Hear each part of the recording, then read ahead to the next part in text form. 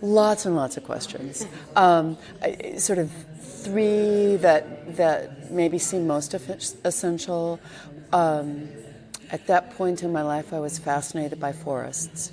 I had grown up in a place where there were no trees, and I had recently moved with my family to the forests of Northern California, and so I was fascinated by the plants and the animals and the history of the forest and what forests were all about, what it would be like to live in a forest.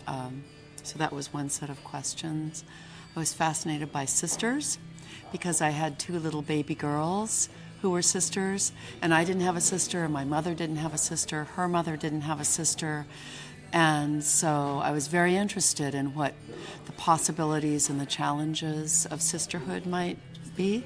And finally, and probably most important, I was very concerned about what was going to happen next to human beings on this planet.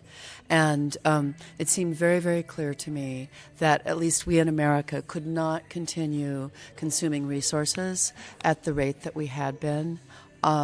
We were going to run out of planet. We live on a finite planet, and we were just behaving as though we could use everything and throw away everything. And so I was very concerned, not with predicting the future and not with sort of prescribing what we should do, but with rethinking maybe the metaphors or the stories or our understanding of our relationships with the natural world and each other and the things that matter most to us. I dedicated the book to the men in my family because the first book I wrote was about pregnancy, and it was dedicated to my mother and my two daughters.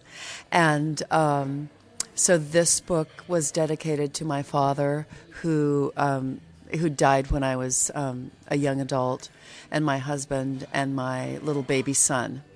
And I think it's really great in retrospect that I dedicated it to the men because it's a book about women. And but it's nice not to forget the men.